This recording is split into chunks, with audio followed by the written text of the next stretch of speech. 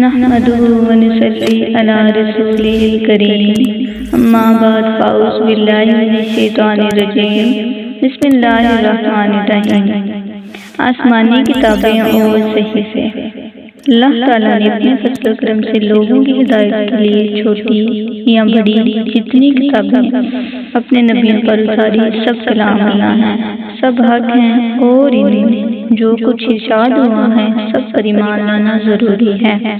ان میں 4 کتابیں بہت مشہور ہیں۔ تورات حضرت موسیٰ علیہ السلام پر نازل کی گئی، زبور حضرت داؤد علیہ السلام پر نازل کی گئی، انجیل حضرت عیسیٰ علیہ السلام پر نازل کی گئی، قرآن کریم جو سب سے افضل کتاب ہے، سب سے افضل رسول حضور پر نور شافع و مشہور صلی اللہ علیہ وآلہ وسلم کو عنایت فرمائی گئی۔ تورات زبور عبرانی زبان میں، انجیل سریانی زبان میں، قرآن کریم لسان عربی زبان میں نازل ہوا۔ اگلی کتابوں کی حفاظت اللہ تعالیٰ نے ان امتوں کے سپرد کی تھی، مگر ان سے ان کتابوں کی حفاظت نہ ہو سکی، اور کلام الہی جیسا اترا تھا ان کے ہاتھوں میں ویسا باقی نہ رہا، بلکہ ان کے شریروں نے ان میں تحریفیں کر دی، یعنی اپنی خواہش کے مطابق کہیں گھٹا دیا، کہیں بڑھا دیا۔ چونکہ یہ دین ہمیشہ رہنے والا ہے، لہذا قرآن عظیم کی حفاظت اللہ عز و جل نے اپنے ذمہ لے رکھی ہے کہ تحریف و تبدیل اور کمی بیشی سے اس کی حفاظت فرماتا ہے۔ تمام جنوں انس اور ساری مخلوق کے مقدور میں نہیں ہے کہ اس میں ایک حرف کی کمی بیشی یا تغییر و تبدیل کر سکے۔ پھر قرآن کریم کی حفاظت کئی طرح پر ہے۔ ایک کہ قرآن شریف کو معجزہ بنایا کہ بشر کا کلام اس میں شامل ہی نہ ہو سکے۔ ایک کہ اس کو معارضہ اور مقابلہ سے محفوظ کیا کہ کوئی اس کے مثل بنانے پر قادر نہ ہو۔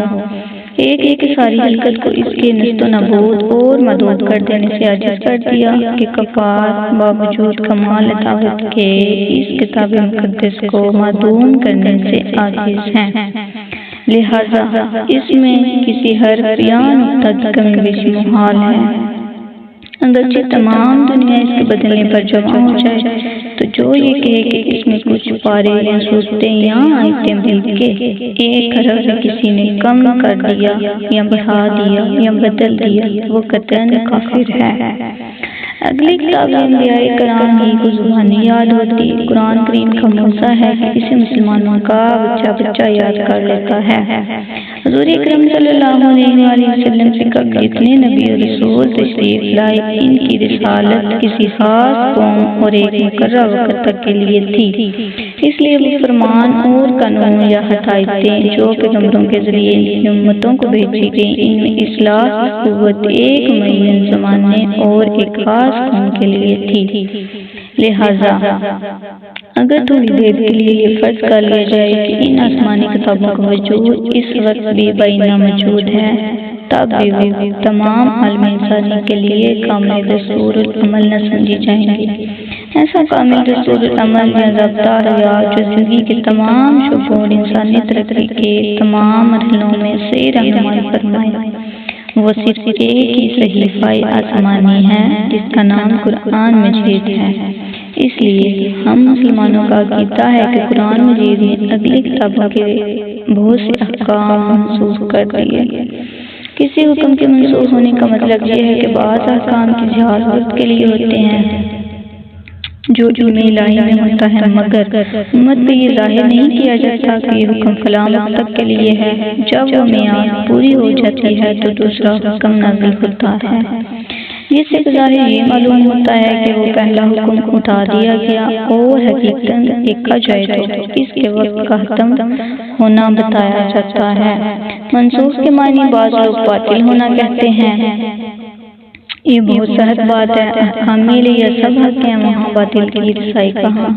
قرآن مجید 23 برس کی مدت میں تھوڑا تھوڑا حسب حاجت نازل ہوا، جس حکم کی حاجت ہوتی اسی کے مطابق سورج یا کوئی آیت نازل ہوتی تو جبرائیل علیہ السلام اس کا مقام بھی بتا دیتے، اور اس طرح قرآن عظیم کی صورتیں اپنی اپنی آیتوں کے ساتھ جمع ہو جاتی اور خود حضور اکرم صلی اللہ علیہ وآلہ وسلم اسی ترتیب سے اسے نمازوں میں پڑھتے اور تلاوت فرماتے۔